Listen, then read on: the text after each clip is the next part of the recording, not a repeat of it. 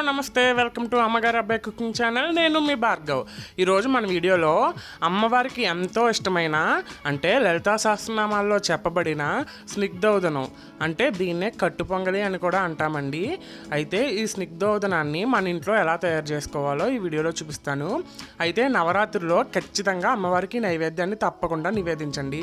అయితే దానికోసం ముందుగా నేను స్టవ్ ఆన్ చేసి ఒక బనాలి పెట్టుకుని ఒక కప్పు పెసరపప్పు వేసి లైట్గా 2 minutes పాటు లో ఫ్లేమ్లో ఫ్రై చేస్తున్నానండి. నార్మల్గా వేయిస్తున్నాను.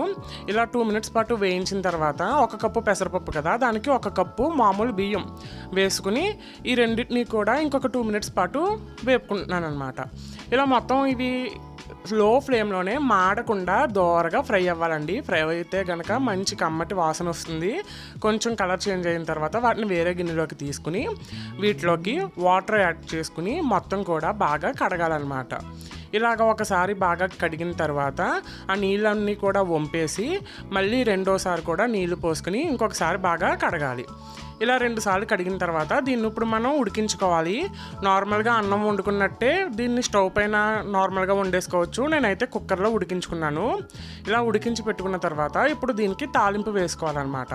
దానికోసం నేను ముందుగా కరివేపాకు, అలాగే జీడిపప్పు, పచ్చిమిర్చి ముక్కలు, సన్నగా తరిగిన అల్లం ముక్కలు, జీలకర్ర, ఇంకా మిరియాలు, కొద్దిగా ఇంగువ తీసుకున్నాను. ముందుగా తాలింపు వేసుకునే చట్నీ పెట్టుకుని అందులో ఒక 2 చెంచాల వరకు నెయ్యి యాడ్ చేస్తున్నాను. అలాగే ఒక స్పూన్ జీలకర్ర, మిరియాలు యాడ్ చేసి అవి లైట్గా ఫ్రై అయిన తర్వాత మనం ఆల్రెడీ కట్ చేసి పెట్టుకున్న అల్లం ముక్కలు ఇంకా పచ్చిమిర్చి ముక్కలు కూడా యాడ్ చేసి లైట్గా ఫ్రై చేస్తున్నాను. తర్వాత కొంచెం జీడిపప్పు కూడా యాడ్ చేసుకుని జీడిపప్పు కొంచెం కలర్ చేంజ్ అయ్యేంత వరకు కూడా ఫ్రై చేసుకోవాలి.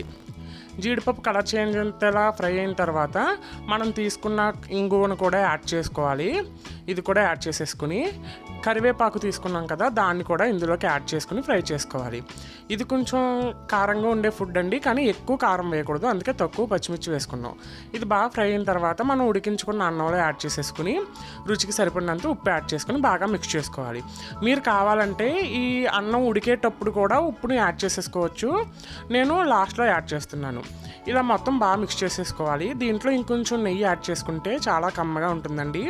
అంతేనండి, అమ్మవారికి ఇష్టమైన కట్టు పొంగలి నైవేద్యం తయారైపోయింది.